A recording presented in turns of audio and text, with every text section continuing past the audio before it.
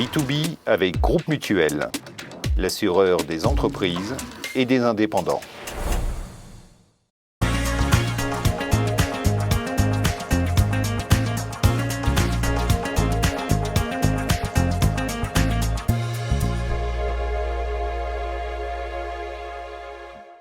Bonjour à toutes et à tous, les Suisses sont-ils les champions de l'upcycling ? On pourrait le croire quand on voit des succès comme Freytag, une marque qui vend des produits à l'international depuis les années 90. Loin de s'essouffler, cette tendance continue de progresser. De nombreuses entreprises surfent aujourd'hui sur cette vague qu'on rencontre aujourd'hui avec Marianne Scaff et Anouk Keller, fondatrice de Serica, une entreprise qui fabrique des articles de maroquinerie, des accessoires 100% made in Geneva.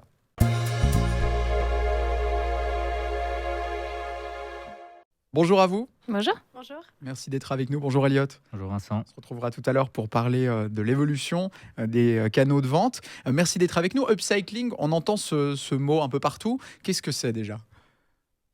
Alors, l'upcycling, c'est l'activité de prendre une matière et de la transformer en un objet ou un accessoire avec une différente fonction.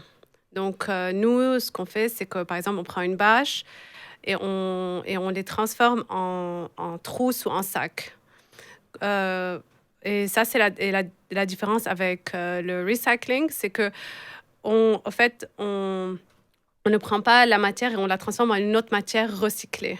Donc, c'est ça la grande différence avec le recycling.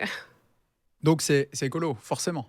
Oui, absolument. Vous fabriquez donc des sacs. Alors, la particularité de votre entreprise, c'est que vous récupérez de la matière première chez certains clients et vous fabriquez pour eux des accessoires. On ne vous trouve pas forcément dans le commerce habituel.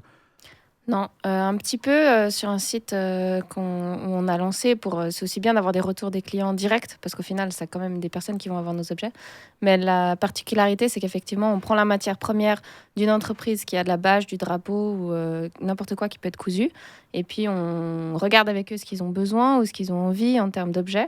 Et on fabrique pour eux directement avec... En fait, vu qu'ils ont déjà investi dans le graphisme, dans les couleurs, dans la production de ce matériel, comme ça, ils ont déjà les couleurs qu'il leur faut, ils ont déjà tout ce qu'il leur faut pour que les objets ils correspondent souvent à leur charte graphique ou à ce qu'ils ont besoin.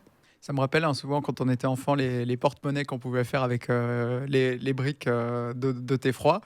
C'est très à la mode. On pense à Freytag, alors ça existe depuis les années 90 maintenant.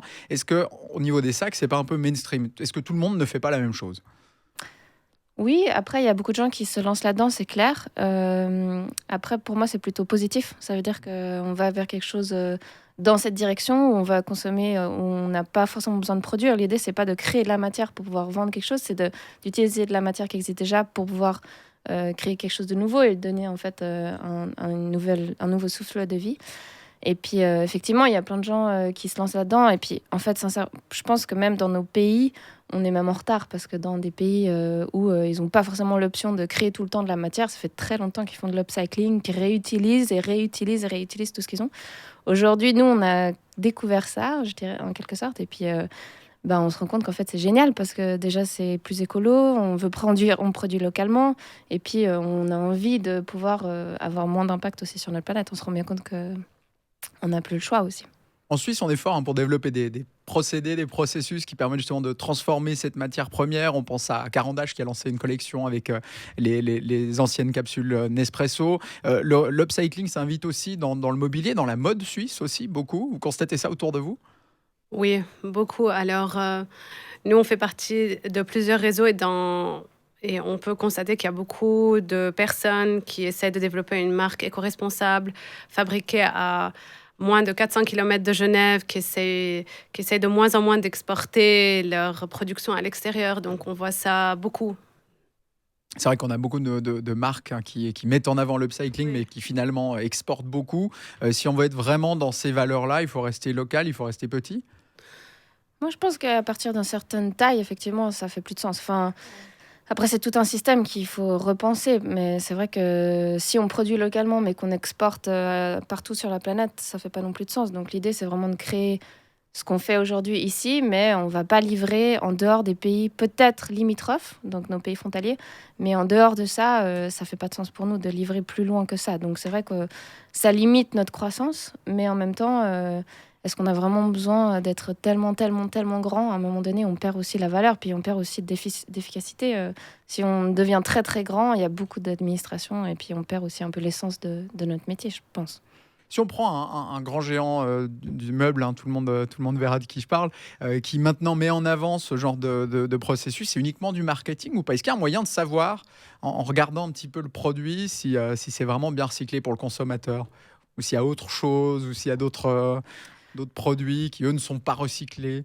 Bah, je pense que ce genre d'entreprises, elles sont tellement grandes qu'ils ont cette volonté, mais ça met du temps. Parce qu'ils ont les conséquences de leurs décisions, elles impactent tellement de fournisseurs qu'ils ne peuvent pas du jour au lendemain changer, par exemple, des lampes et se dire, bah, en fait, on n'achète plus vos lampes. Donc, les 10 000 lampes qu'on vous commande par mois, je sais pas, je dis des chiffres au bal, bah, en fait, on commande plus chez vous, mais on commande chez quelqu'un d'autre. Donc, le processus de se dire, OK, vous, fournisseur de lampes, en fait, maintenant, vous allez devoir fabriquer des lampes écolo.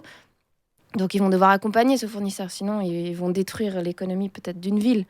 Et en fait, c'est des paquebots qui doivent prendre des décisions et bouger lentement. Je pense qu'il y a une volonté. Ils ont peut-être aussi plus le choix.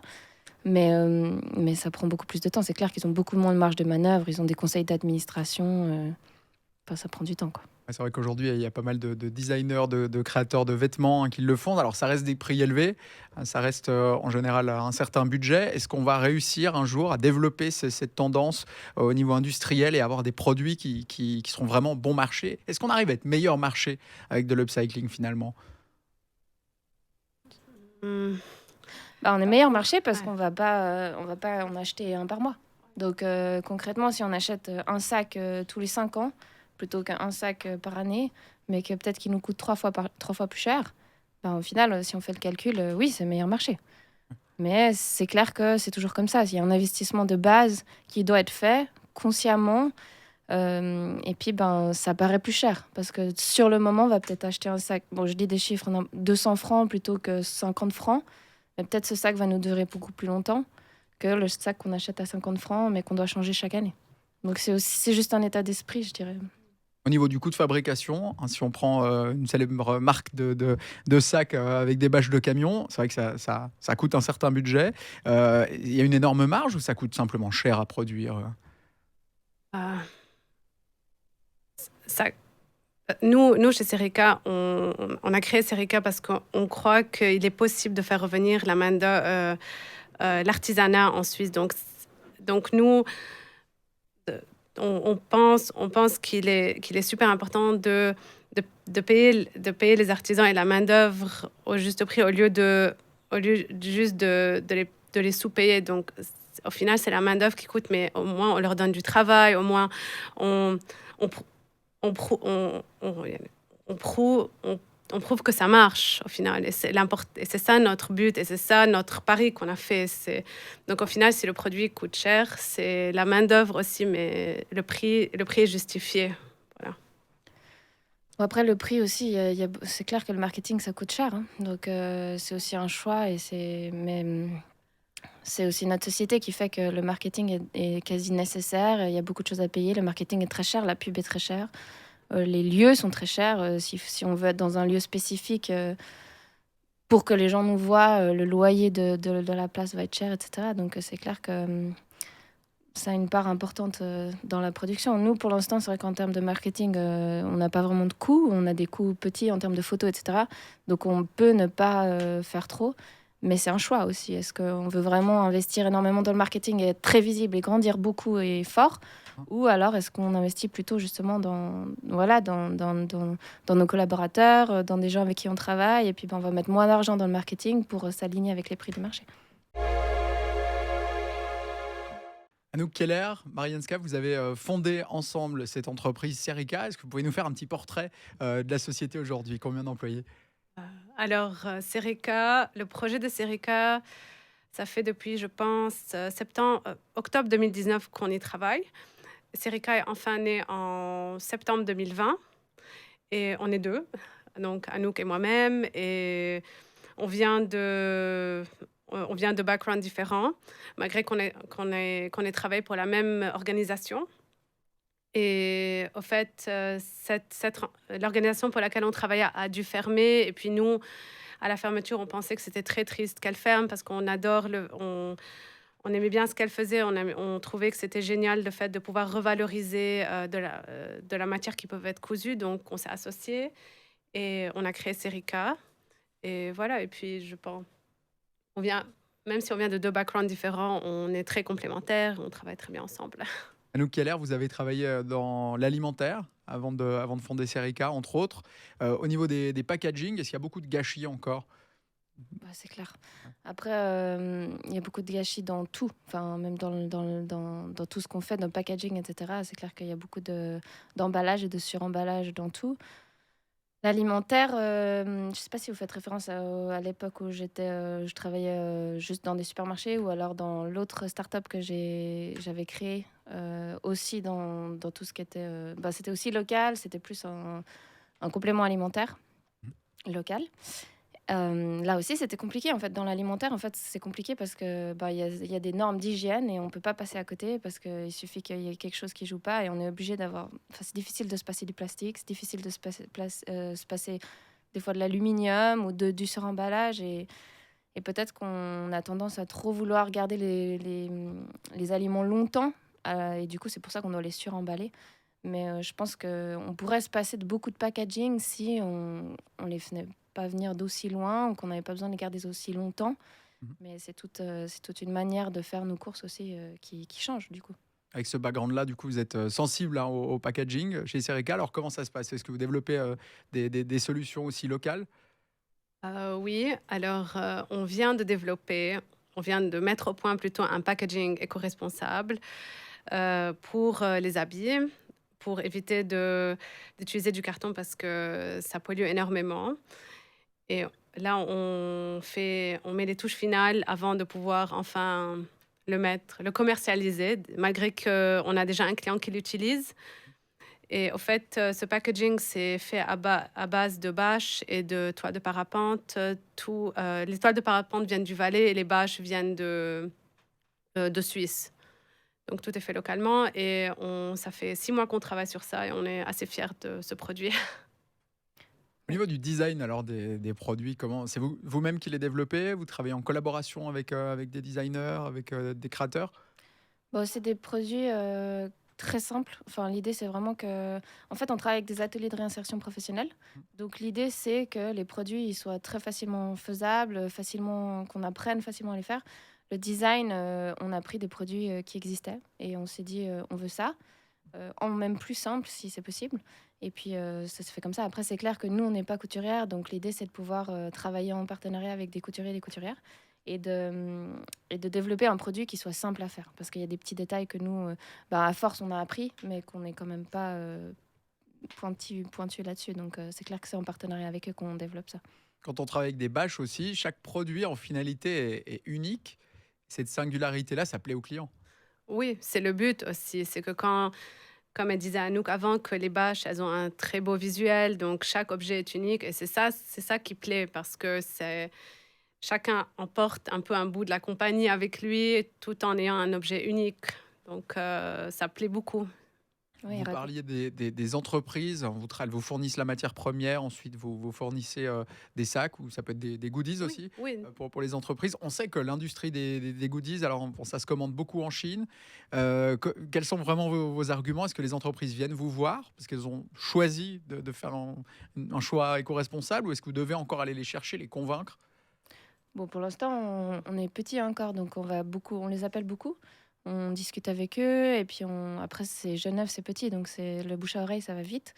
Mais l'idée c'est vraiment on voit une belle bâche, les bâches ça se voit, elles sont souvent affichées, on voit que des événements, donc on appelle les gens, on trouve cette bâche elle est belle, on trouve dommage qu'elle soit jetée, donc on va discuter avec eux. Est-ce que vous n'avez pas un projet ? Est-ce que vous n'avez pas besoin d'objets spécifiques ? Puis après c'est clair qu'il faut qu'on est en concurrence avec des objets qui coûtent beaucoup moins cher, mais au final on amène autre chose parce que les entreprises, elles se rendent bien compte aussi que ça fait plus de sens Enfin, il y a toujours une logique budgétaire et auquel ils sont restreints, c'est normal. Mais après, à réfléchir, est-ce qu'ils ont besoin de 200 tote bags à 2 francs le tote bag, ou est-ce qu'ils peuvent en avoir peut-être 50 ou 100, 2 fois plus cher, mais du coup, c'est aussi un équilibre qu'eux, ils doivent trouver. Et puis, mais souvent, les entreprises, elles sont motivées, elles ont envie. Après, c'est clair que c'est toujours une question de budget, mais je pense que les gens, ils ont envie de faire quelque chose de mieux. C'est un bon angle d'attaque en fait pour la décroissance, hein. Ça commence par des petites choses. Oui, et surtout que c'est nouveau, en fait. Quand on arrive vers eux avec cette idée qu'on peut recycler, on peut upcycler leur bâche ou leur... En fait, nous, on travaille tous les matériaux qui peuvent être cousus. Donc, euh, en fait, ils ne s'y attendent pas parce qu'ils n'ont pas trouvé, ou ils n'ont pas trouvé une solution à leur bâche, ou ils n'y ont pas pensé. Donc, pour eux, c'est tout nouveau. Et ça leur plaît, ça plaît beaucoup aux entreprises parce que enfin ils ont trouvé une solution. La réaction qu'on a souvent, c'est ah oui, mais c'est trop bien parce qu'on cherchait, on ne sait pas quoi en faire parce que de stocker ou de les incinérer, c'est super mauvais pour la planète, et les stocker, c'est juste les stocker, ça reste là et puis ça pourrit et puis à la fin c'est encombrant. Donc on a reçu qu'un feedback positif des entreprises. La matière première, donc de la bâche pour vous, si elle n'est pas transformée en sac ou en pochette, elle devient quoi justement? Est-ce qu'elle est traitée, recyclée en Suisse? Est-ce qu'elle part à l'étranger? Ils deviennent quoi ces déchets? Souvent, c'est du PVC. Le PVC, c'est compliqué à recycler. C'est un plastique solide et puis c'est pas encore super développé. En Suisse, je suis pas sûre. On a cherché un peu. Je sais qu'il y avait une usine en Italie, elle a fermé. Peut-être il y a des nouvelles choses, je suis pas super au courant. Mais c'est compliqué de recycler le PVC ou toute cette matière. Souvent, elle est stockée. Ils stockent toutes ces bâches, etc. Nous, on récupère que la bâche si elle est transformée. Et du coup, ouais, souvent, elle est stockée ou alors simplement jetée et brûlée, du coup. Dans quelques années, est-ce que vous comptez récupérer les premiers sacs qui ont été faits pour les recycler en objets plus petits? Recycler vos propres produits, c'est Oui. quelque chose que vous envisagez? Peut-être, oui. C'est clair, et on clair. répare. Ouais, on répare, on recycle, et puis un sac, on peut faire des plus petits objets tels que des trousses ou des porte-clés ou des porte-cartes. Donc oui, bien sûr.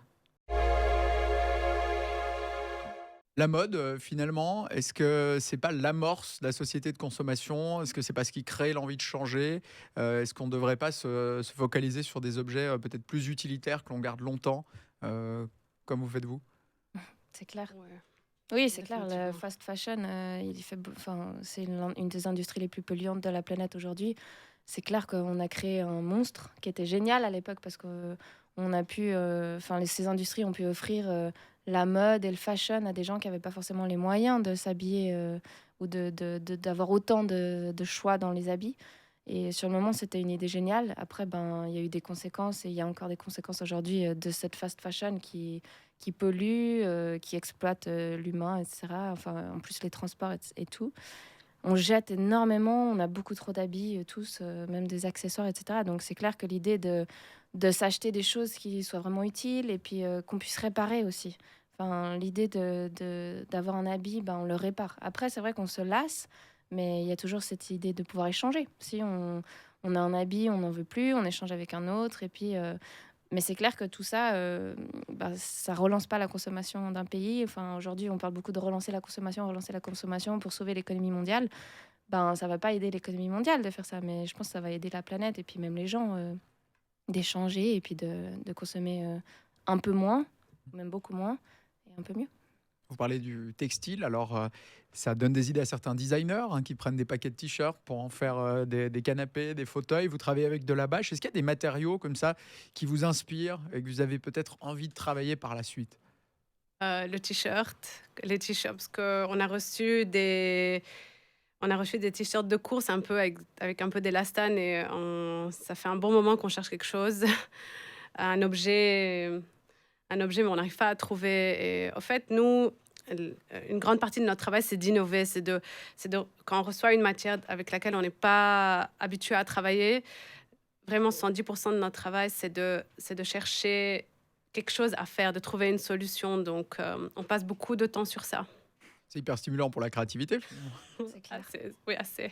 Vous avez une salle où vous vous amusez à tester les différentes matières? Donc, pour l'instant, c'est des fois dans notre salon. Dans notre salon, oui, c'est surtout dans notre salon. Comment ça se passe de créer une entreprise? Vous vous connaissiez avant? On s'est rencontrés, en fait. Moi, je travaillais dans une entreprise sociale. Marianne, elle a fait son MBA sur cette entreprise sociale. Du coup, c'est comme ça qu'on s'est connus. On a travaillé 2 mois ensemble. Et à la fin, on s'est dit que, en fait, on est super complémentaires. Il y a plein de choses que j'adore faire qu'elle aime pas. Il y a beaucoup de choses qu'elle adore faire que je n'aime pas du tout. Du coup, ça marche très bien. Qui aime faire quoi alors? Moi, je suis plutôt admin. J'aime bien les chiffres. J'aime bien tous ces trucs. manuels. Je trouve que c'est intéressant, travaux manuels. Et puis Marianne, c'est clair qu'elle est vachement plus dans la com, tout ce qui est photo, créativité. Moi, tout ça, c'est quelque chose qui me stresse plus. Et du coup, je suis super contente qu'elle s'en charge, elle. Et vice-versa. Vous vous rappelez de la discussion initiale, d'un constat peut-être qui a créé le déclic pour se dire voilà, maintenant on crée Serica? Oui, on a beaucoup discuté, on a mis à plat les choses qu'on aime faire, qu'on avait envie de faire, parce aussi dans notre vision de se dire, ok, maintenant on crée une entreprise ensemble, enfin, c'est quasi un mariage en fait. On a signé, on était chez un notaire, on a signé un contrat, on a mis de l'argent en commun. Enfin, pour moi, c'est un mariage en fait, et professionnel. Bien De sûr. dire, bon, bah, c'est quoi ta vision dans 5 ans? Pourquoi toi tu veux faire ça? Comment tu veux travailler aussi? Est-ce que pour toi c'est important d'avoir des horaires fixes? Enfin, des choses toutes bêtes, mais qui peuvent amener des conflits au début.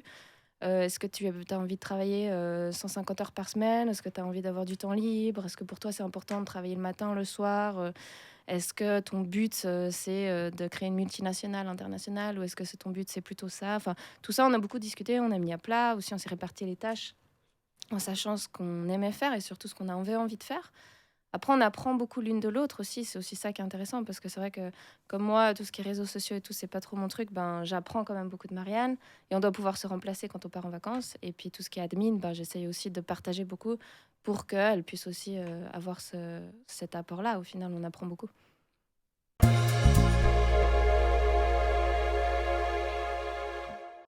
Mesdames, aujourd'hui, donc Serica s'appuie plutôt sur du B2B ou plutôt sur du B2C? Du B2B plutôt. Donc ça se traduit comment? Alors, quand une entreprise, un événement a une bâche ou des matériaux qui peuvent être cousus et qu'ils aimeraient upcycler, ils nous contactent et puis nous, on va voir la matière, on s'assoit avec eux, on discute, on voit combien de matière ils ont pour décider le nombre d'objets et la nature de l'objet. Et puis nous, on envoie en production et après, on leur revend les objets. Et puis eux, après, ils les vendent, ils les offrent. Et c'est ça, c'est comme ça qu'on fonctionne. C'est quoi l'avantage pour une petite structure comme la vôtre, donc de plutôt travailler en B2B plutôt qu'en B2C, sachant que vous êtes plutôt peu, donc plutôt deux? Oui, c'est clair qu'en B2B, un client, ça peut être 100 objets.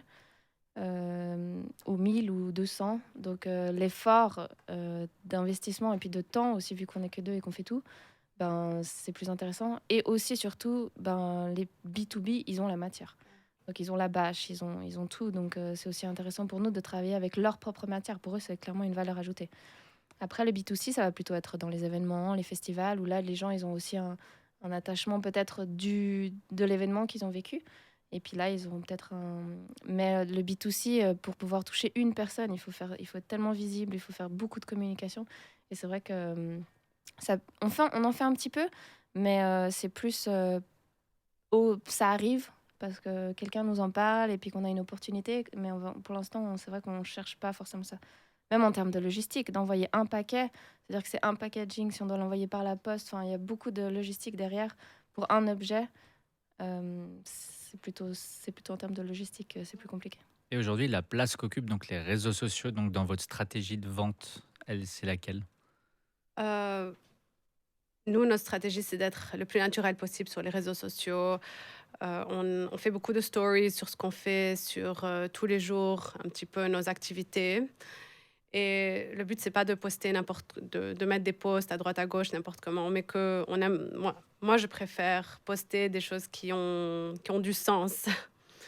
Et oui, au fait, on communique beaucoup et on parle beaucoup. On est assez présente devant la caméra, si on peut dire, voilà.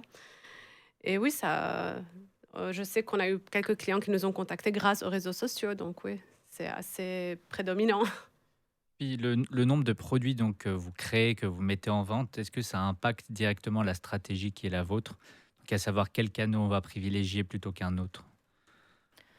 Oui, je dirais, notre canal principal de vente, c'est surtout le contact direct. C'est-à-dire qu'on va aller appeler les gens, on va les contacter. Il n'y a quasi aucun événement cette année, mais sinon, ça aurait été aussi d'aller dans des événements et de discuter avec les gens. Au final, c'est ça qui est le plus intéressant, de rencontrer les gens ou d'en parler, ou de parler directement avec eux et de pouvoir leur faire toucher l'objet aussi, ça c'est important. Donc, j'ai oublié la question. Ouais, elle est... Et pas de souci. Et puis, est-ce que demain, donc, par exemple, un axe de développement serait donc de créer un site, par exemple, comme le disait un petit peu Vincent, un site de troc ou d'échange, en fait, là où vous aurez donc la main dessus sur les différents produits que vous avez eu créés par le passé pour différentes entreprises ou pour différents clients, et donc en soi créer une sorte de nouveau marché mais qui vous est propre. Je dirais qu'on n'est pas spécialisé là-dedans en termes de site internet. Enfin, tout ce qui est site internet, vente en ligne, c'est quand même ça demande beaucoup de temps.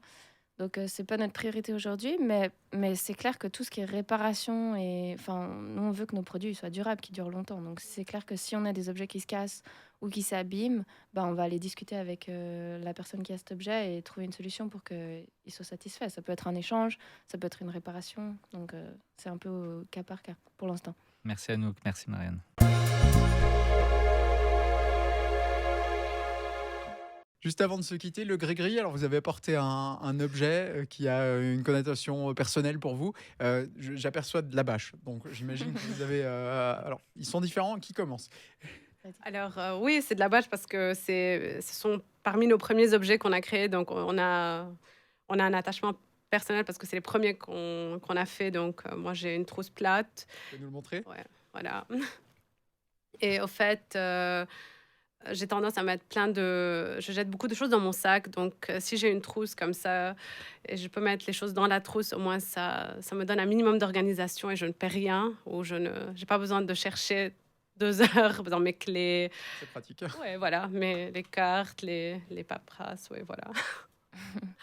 Avec le même matériau de base, mais c'est un usage différent? Ouais, en fait, c'est pareil. En fait, c'est ma trousse de secours où si j'ai ça, j'ai tout. Donc, je peux partir un week-end. Et du coup, Survie. voilà, en mode survie, j'ai tout. Et je sais que ça, quand je change de sac, j'ai toujours tout avec moi. Puis, ça a une bonne taille. Je mets tout dedans, ma brosse à dents, au cas où je suis prête. Merci beaucoup Anouk Keller Merci beaucoup. et Marianne Scaf d'être venue nous rendre visite aujourd'hui. Merci beaucoup. Merci à vous. Et puis on se Merci. retrouve la semaine prochaine dans B2B pour partir à la rencontre de nouveaux entrepreneurs en Suisse romande. D'ici là, portez-vous bien et à bientôt.